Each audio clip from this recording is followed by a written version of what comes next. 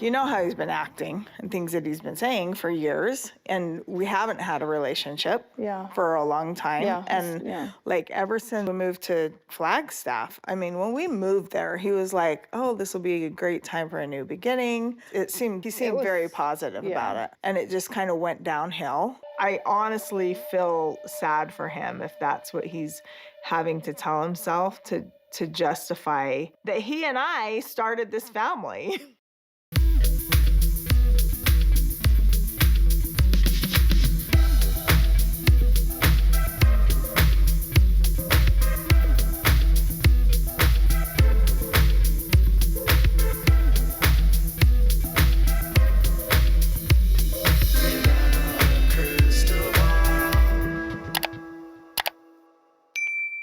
Hi friends, it's Katie from Without a Crystal Ball. Welcome back to my channel. It's Tuesday, September 10th, 2024. I hope everyone is having a wonderful day. Meri Brown is done with Kody Brown, and she is finally telling her friends about leaving Kody and why she's done with Kody Brown. And in a conversation with her friend, sitting on a couch, she talks about how Kody has changed over the years and why things fell apart. This will be an interesting episode because the end of last season, you had Cody, Robyn, and Meri out on Coyote Pass, and they were doing a three-way breakup, which was so awkward, so strange, and Robyn had a complete meltdown. Cody and Meri were calm, and Robyn was the one that ended up having a complete catastrophic temper tantrum, toddler level temper tantrum, screaming, wailing about this wasn't what she wanted. She wanted to sit on the porch with her sister wives, with her kids and her grandkids.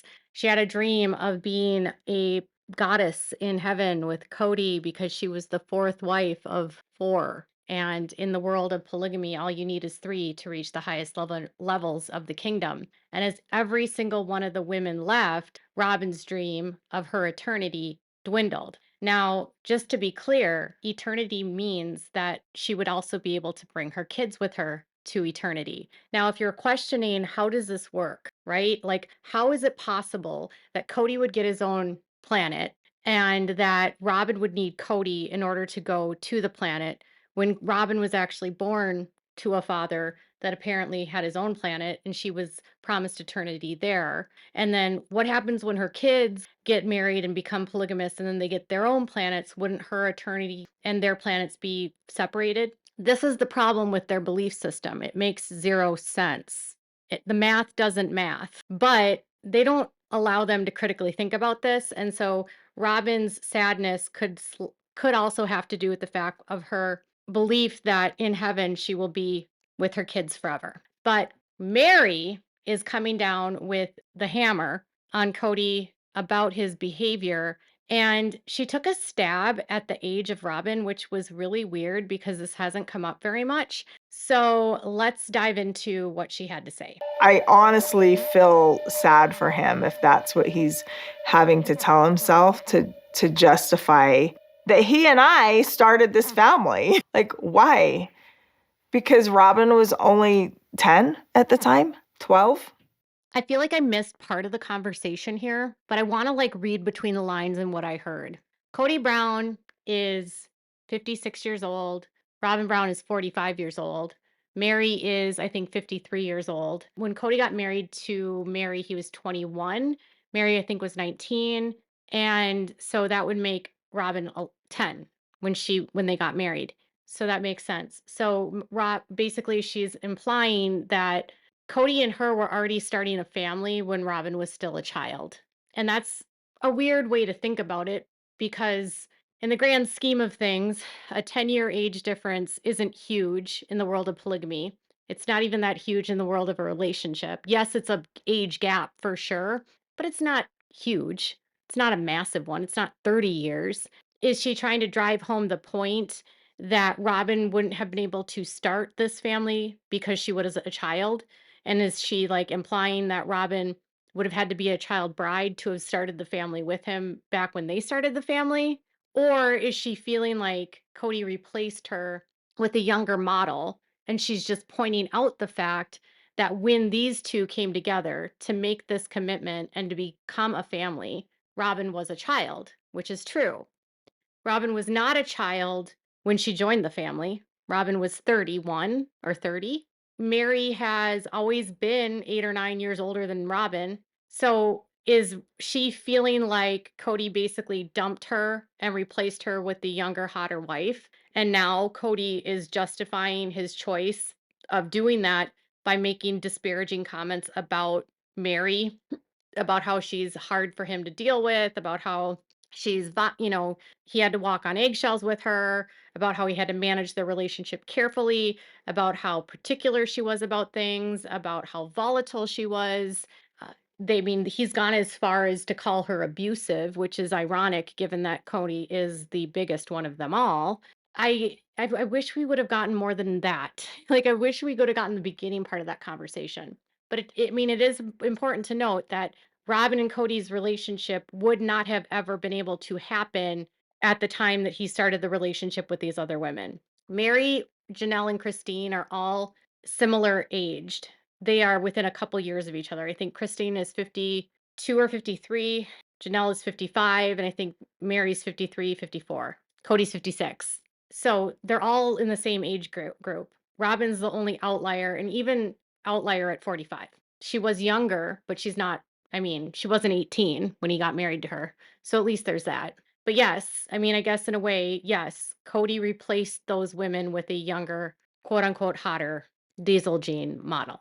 He's having like a super weird midlife crisis. That's what it feels like issue. to me. Okay, let's be honest.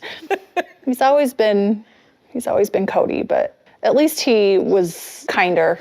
Yeah. To you, and I have not seen him try for years. It's interesting that they would bring up that Cody has having a midlife crisis, because I feel like he's been having a midlife crisis since the show started in 2009 or 2010.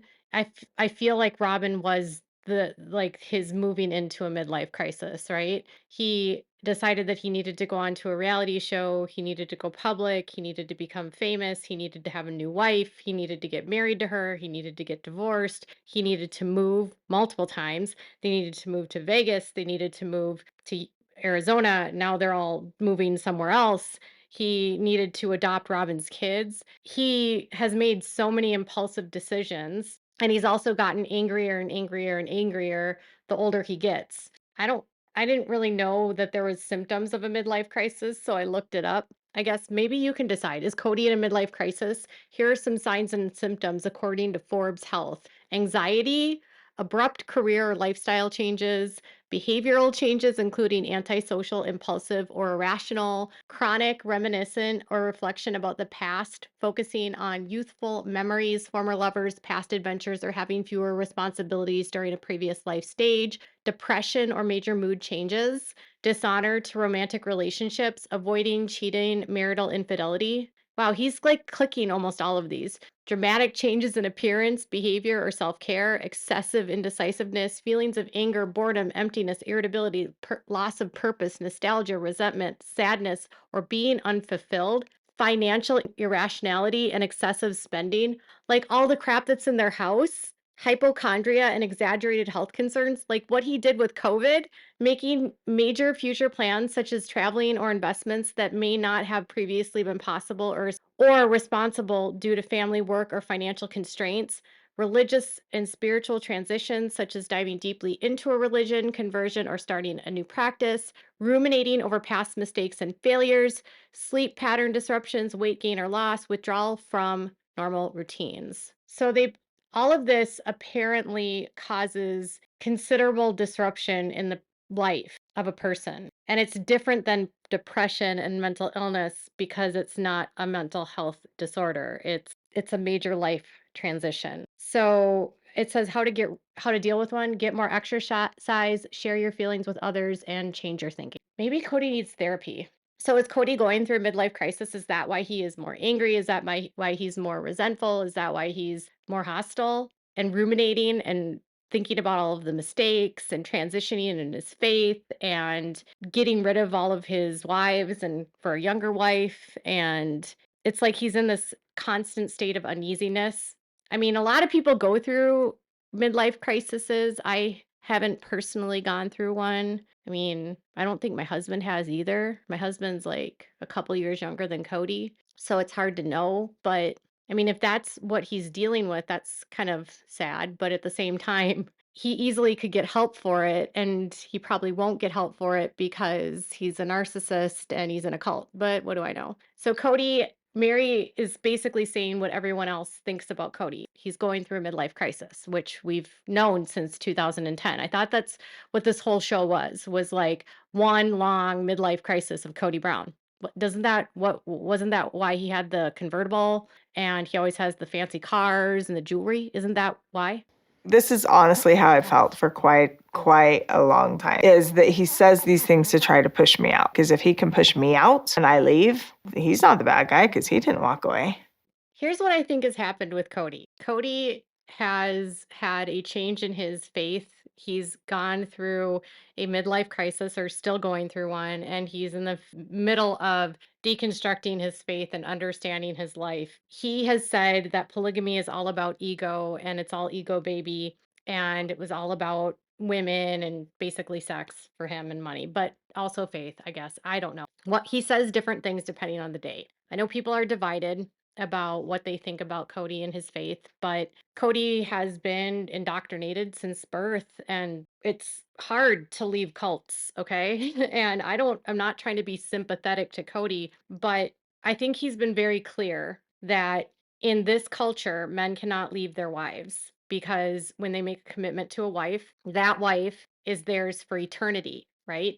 They're making an eternal covenant. In order for him to bypass the rules of the cult and the rules of the faith, he has taken his own idea and grandiosity to try to say that Meri broke covenants by doing certain things and behaving certain ways. And so he's decided that he's no longer married to her, even though they didn't go through a release and they never went to the church to get everything finalized. He went through a civil divorce with her, but he never went to the church for a release. Neither one of them did. And I think what Meri is saying here is that with the way that their faith is structured, if Cody were to like disregard a wife, say he doesn't want to be with Meri anymore, but he still wants to be in good standing and still wants to have the respect of his peers and those of his friends that are in the fundamentalist community, which by the way, 90% of his friends are from the fundamentalist world. You know, his best friend Nathan is still a fundamentalist.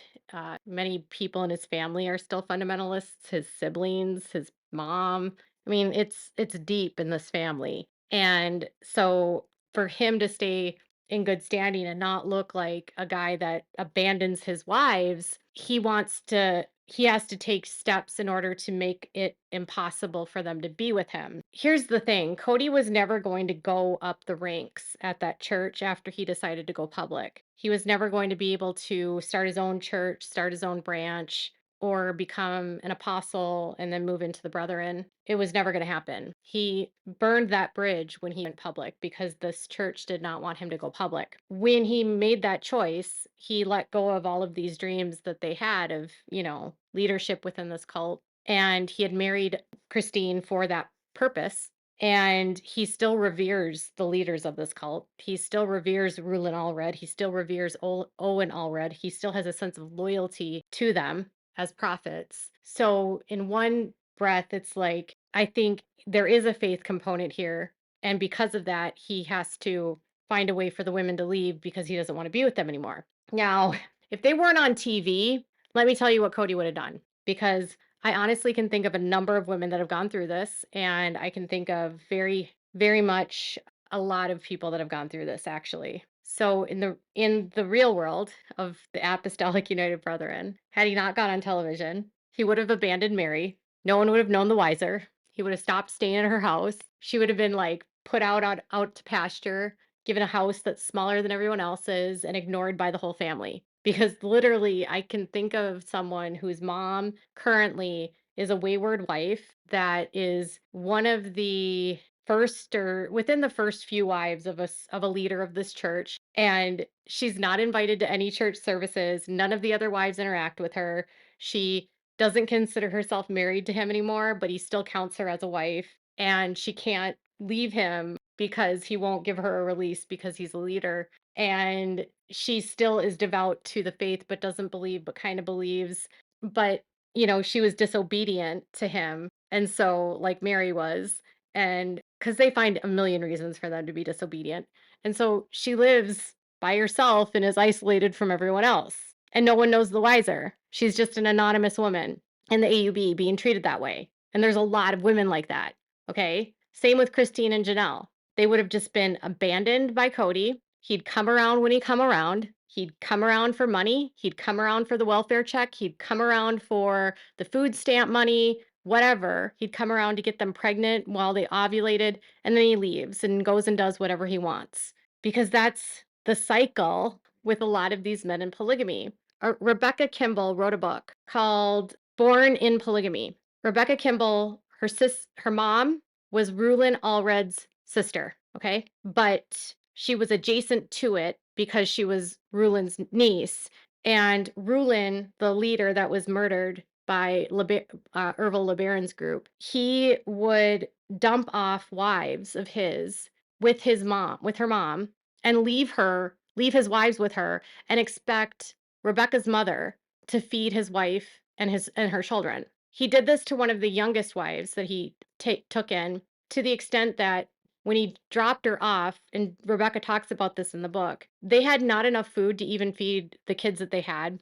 Her father was a independent polygamist, but he was one of the men that was arrested with Rulin Allred. So her father was in and out of prison, and he was one of the guys that refused to take a plea deal to get released earlier. Her father is Morris Kuntz. And so her dad would basically, he got arrested. He had to serve time in prison for polygamy. He was an independent polygamist. He didn't ascribe to any of the beliefs of these cults. And he would show up at her mom's house and he would steal the welfare money. He would sometimes beat her mom up. If mom was ovulating, he would get mom pregnant, or he would RSA her mom, and then he would leave. And so she would talk about how uncomfortable it was and scary it was for her dad to show up, because he had a lot of wives and none of them saw him very much. He only showed up for reasons, money or sex. That was it. He didn't have relationships with them. And so she grew up with this concept of being scared of her father. And then she had Rulin as her uncle, and she saw from him sort of the same behavior of, he's supposed to be this godly man that has a wife that he's claiming to take on for his kingdom, and he's dumping her with his sister, who is also poor, and he's requiring her sister, Rebecca's mom, to tithe to the church. It's all awful, right? Rulin was supposed to be this very revered man that was all about the fullness of the gospel, and yet he took underage brides. He gave daughters to other leaders. He got daughters from other leaders. One of his wives he got basically as a gift from John Barlow, who was down in the FLDS. And that girl was 14 years old when they got married. So these guys don't view the women as wives. They're just for sex and for money and for babies, because babies for the kingdom. And why do they have so many kids? Because so many of them leave the culture, and because so few people convert into this culture, they have to breed more babies to keep the size of the cult going. And the more babies you have, the more invested and stuck in the cult you are, and the harder it is for you to get out. And so all these women are having all these children. They're told all these reasons why they need to have the kids. They have completely unconventional relationships, no relationships with the dad. The dad is the god of the family that abuses and uses the women. And it's not the way that Cody and the wives would have portrayed it on the show. It is so far from the truth. What I hope is that in time, this stops being about we were one family, and they get to the reality of, no, we were not one family. We were four families. We were three women forced to figure out how to feed our kids, because Cody was always running around chasing tail. And then he further abandoned us after taking us and making us go public, and then used us financially, abused us financially, humiliated us on national television. And now he's having a hissy fit because none of us are keeping his secrets anymore. Like, that's what I would love for the show to evolve into. If you want to read Rebecca's book, it's self-published. It's called Born into Polygamy. I read it. It's self-published, so it doesn't have like polished editing, but it's still a good read. She goes into all of it. She even talks about the sister wives in here. And then another book, if you're interested, from the men's experience. A brand new book about the AUB is The Unraveling of Polygamy by J. Allred.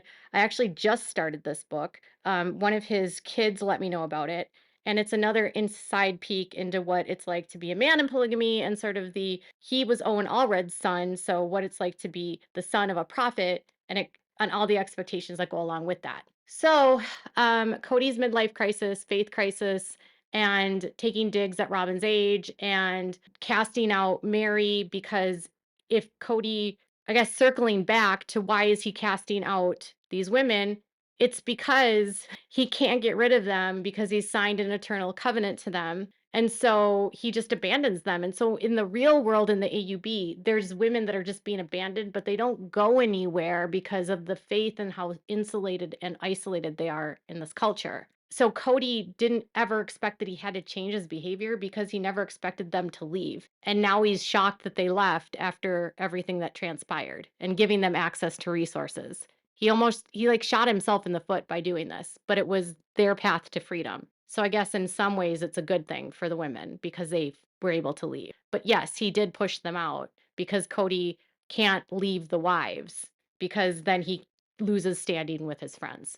So what are your thoughts? Let me know in the comments below. Is he going through a midlife crisis?